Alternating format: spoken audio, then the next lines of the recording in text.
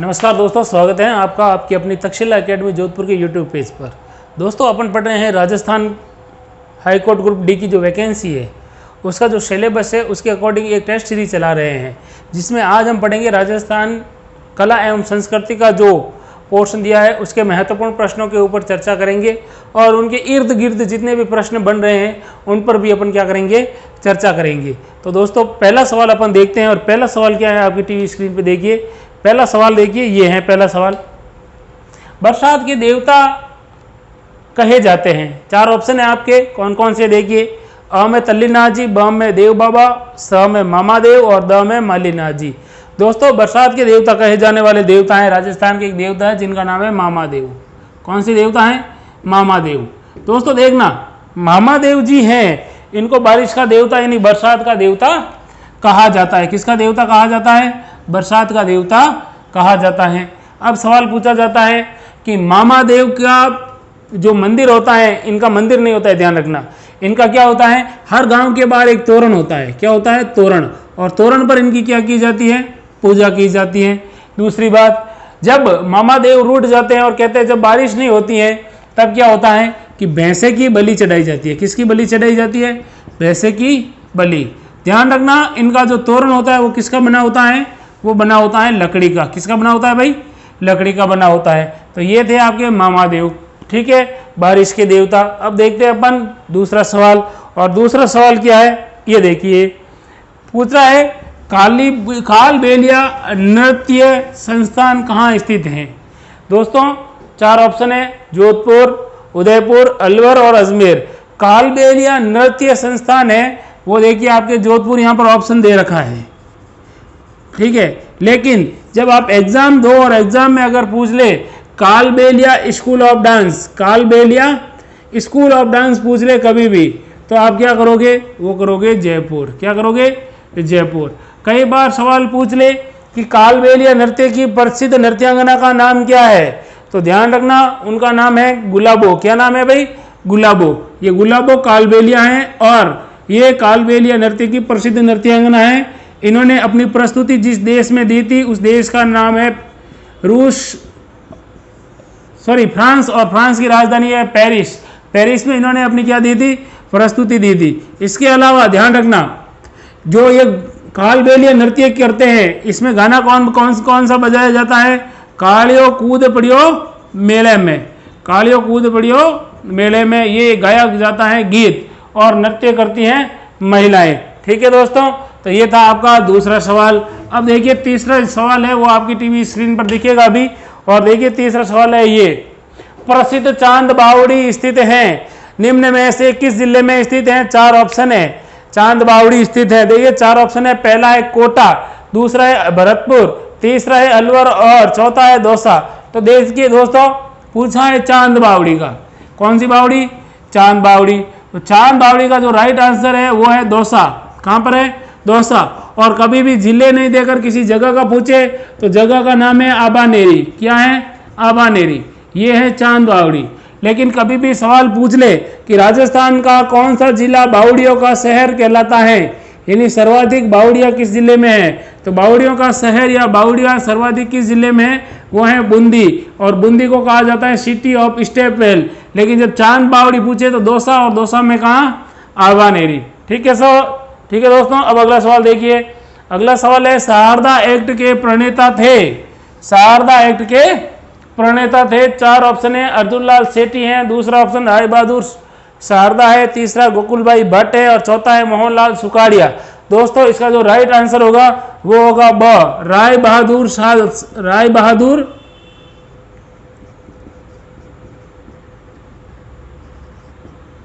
शारदा।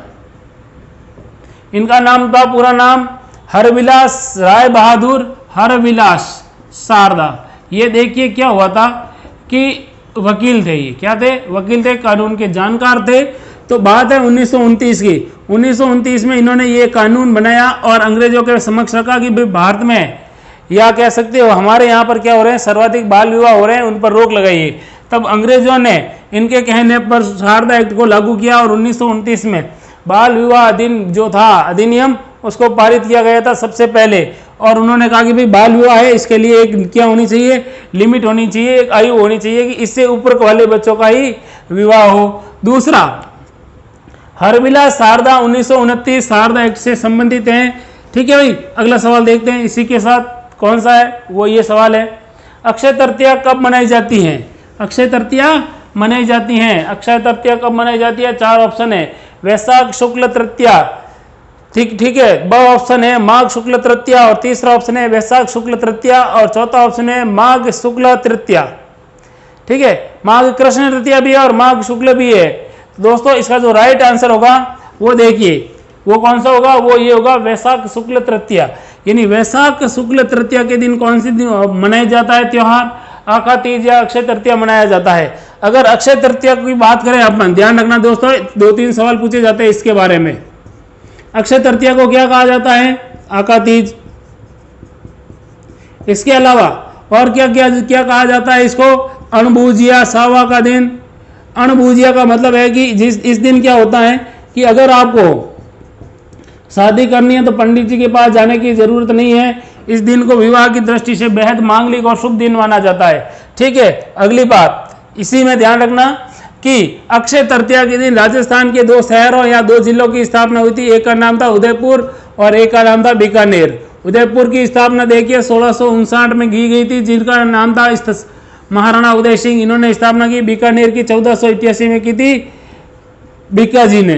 ठीक है, इसके अलावा अक्षय तृतीया के दिन क्या होता है कि घर के अंदर ग्रामीण क्षेत्रों में एक पकवान बनाया जाता है जिसको खींचड़ा या खींच कहा जाता है।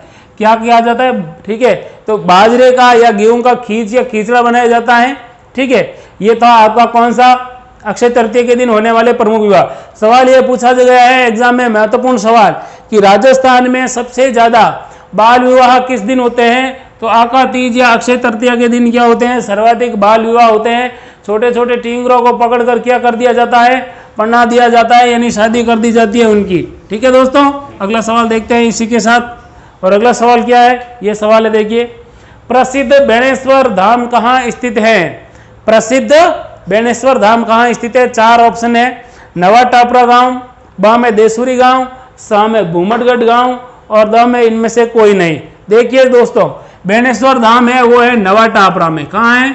नवा टापुरा या नवा टापरा। कहाँ पर है ये?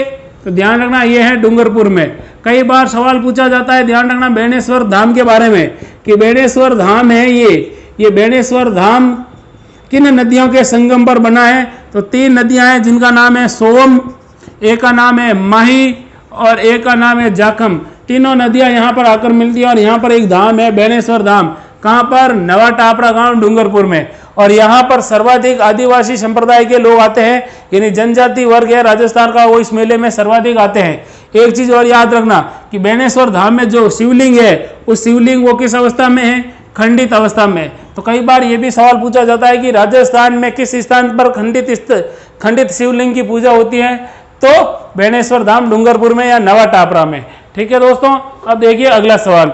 और अगला सवाल क्या है? देखिए ये है, ग्रेट इंडियन बस्टर्ड किसे कहते हैं? कौन सा बस्टर्ड? ग्रेट इंडियन बस्टर्ड किसे कहते हैं? 4 ऑप्शन है, अ में कुर्जा, ब में साइबेरियन सारस, तीसरे में है स में गोडावन, और द में है वो है चिंकारा। दोस्तों ग्रेट इंडियन बस्टर्ड कहा जाता है गोडावन को। क्या कहा जाता है? गोडावन को। अब गोडावन के बारे में ध्यान रखना, इसको क्या कहा जाता है? Great Indian bustard. राजस्थान का राज्य पक्षी कौन सा है? गोडावन। कैसा पक्षी है? राज्य पक्षी। अब सवाल संबंधित पूछा जाता है कि राजस्थान का कौन सा अभ्यारण्य है, ठीक है, वो गोडावन के लिए जाना जाता है? तो राष्ट्रीय मरु उद्यान है। ध्यान रखना, राष्ट्रीय मरु उद्यान 2 जिलों में है ये, जैसलमेर और बाड़मेर। 3214 वर्ग किलोमीटर में फैला हुआ है, वहां पर गोडावन पाए जाते हैं। इसके अलावा गोडावन का जो प्रजनन केंद्र है, ध्यान रखना, कौन सा केंद्र? प्रजनन केंद्र। गोडावन प्रजनन केंद्र है वो अपना जोधपुर में है। कहां पर बना हुआ है भाई? जोधपुर में बना हुआ है। इसके अलावा राजस्थान के अंदर सबसे शर्मिला पक्षी, जिसको सबसे ज्यादा शर्म आती है, वो कौन सा है? गोडावन है। एक बात हमेशा ध्यान रखना कि राजस्थान में अक्षय तृतीया यानी आका तीज के दिन किस पक्षी को देखना शुभ माना जाता है? तो गोडावन को देखना शुभ माना जाता है। तो ये था आपका ग्रेट इंडियन बस्टर्ड। ठीक है, अब अगला सवाल देखते हैं। और अगला सवाल क्या है? राजस्थान का वह लोक देवता, राजस्थान का वह लोक देवता जिनकी उपासना मुख्यतः गुर्जर जाति के व्यक्ति या गुर्जर समुदाय द्वारा की जाती है। 4 ऑप्शन है आपके सामने। कौन कौन से ऑप्शन है देखिए, तेजा जी है, देवनारायण जी है, पाबू जी है और संत पीपा जी है। 4 ऑप्शनों में जो राइट आंसर होगा वो होगा दोस्तों देवनारायण जी।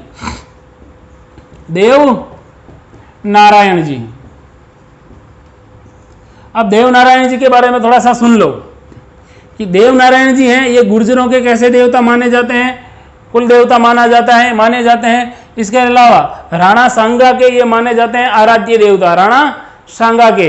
एक चीज याद रखना, देवनारायण जी का जो सबसे जो कह सकते हो आप कि देवनारायण जी की फड़ है वो सबसे बड़ी है। क्या है? देवनारायण जी की फड़ है वो सबसे बड़ी है और सबसे छोटी भी है। आप कहोगे कि सर सबसे बड़ी है, मान लिया, सबसे छोटी कैसी हुई? तो राजस्थान सरकार ने इस फड़ पर क्या किया था, एक डाक टिकट जारी किया गया था। उस डाक टिकट को सबसे छोटी फड़ माना जाता है। एक चीज और ध्यान रखना कि देवनारायण जी की जब फड़ का वाचन करते हैं तो वाद्य यंत्र कौन सा बजाते हैं? तो एक वाद्य यंत्र है जंतर। और कौन बजाते हैं? गुर्जर समुदाय में जो बगड़ावत भोपे होते हैं वो क्या करते हैं? देवनारायण जी के फड़ का वाचन करते हैं जंतर वाद्य यंत्र के द्वारा। कई बार यह सवाल पूछा गया है कि देवनारायण जी का जो मंदिर है, इस देवनारायण जी के मंदिर में जो जागरण होता है वो होता है शुक्रवार की शाम को। कब होता है? शुक्रवार की शाम को। ठीक है भाई। लेकिन कई बार पूछा गया है कि देवनारायण जी की माता का नाम क्या था, तो इनकी माता का नाम था शेडू। क्या नाम था? शेडू। और इनका मंदिर कहां पर बना हुआ है? असिंध भीलवाड़ा में भी है और सवाई माधोपुर में भी बना हुआ है। ठीक है भाई। अब देखिए अगला सवाल क्या है, देखिए। पावना गीत गाया जाता है। कौन सा गीत गाया जाता है? पावना गीत गाया जाता है। अब पावना कब गाते हैं? 4 ऑप्शन है आपके सामने। विवाह समारोह में समधनियों द्वारा, ब में है आपका जवाई को भोजन कराते समय, स में है बेटी की विदाई के समय और द में है ऊंट के श्रृंगार के वर्णन में। दोस्तों पावना गीत गाया जाता है जब ब्याह हो जाया करे, ब्याह हो जाने बींद बात हो जाया करे, यानी जो दूल्हा होता है वो अपने कहाँ जाता है? ससुराल में जाता है। ससुराल की जो लुगाएं होती हैं वो गाती है गीत। और गीत कब गाती है? जब पावना रोटी जीमते हैं, यानी जब खाना खाते हैं उस समय क्या करती है महिलाएं? गाना गाती है। उसको कहा जाता है पावना गीत। ठीक है दोस्तों। तो इसका राइट आंसर होगा वो कौन सा होगा? जवाई को भोजन कराते समय गीत कौन सा गाया जाता है? पावना गीत। अगला सवाल देखिए। राजस्थान स्थापत्य कला का जनक किसे माना जाता है? ठीक है भाई। राजस्थान स्थापत्य कला का जनक किसे माना जाता है? 4 ऑप्शन है आपके सामने। अ में ईश्वरी सिंह को, ब में गोपाल दास को, स में राणा कुंभा को और द में राणा उदय सिंह को। तो इसका जो राइट आंसर होगा वो होगा महाराणा कुंभा या राणा कुंभा। ठीक है। महाराणा कुंभा को राजस्थान की स्थापत्य कला का जनक कहा जाता है क्योंकि राजस्थान में सर्वाधिक निर्माण कार्य, कैसे कार्य? निर्माण कार्य, चाहे मंदिर हो, चाहे किले हो, चाहे दूसरे और छतरियां हो, इस तरह के निर्माण सर्वाधिक किसने करवाए थे? कुंभा ने। और श्यामल दास ने पुस्तक लिखी है वीर विनोद, और वीर विनोद में यह लिखा गया है कि मेवाड़ के 84 दुर्गों में से 32 दुर्गों का निर्माण किसने करवाया था? तो वो करवाया था महाराणा कुंभा ने। इसके अलावा कुंभा कला, साहित्य, संस्कृति और वीरता से भरपूर एक वीर शासक थे। ठीक है दोस्तों। तो ये महाराणा कुंभा ने क्या किया था? स्थापत्य कला का बहुत अधिक विकास किया, इसलिए स्थापत्य कला का जनक कहा जाता है। ठीक है दोस्तों। तो ये थे आज आपके जो महत्वपूर्ण प्रश्न। इसके अलावा हाईकोर्ट ग्रुप डी से संबंधित लगातार टेस्ट सीरीज देखने के लिए आपको ज्वाइन करना पड़ेगा तक्षशिला एकेडमी जोधपुर का यूट्यूब पेज। Thank you. जय हिंद, जय भारत।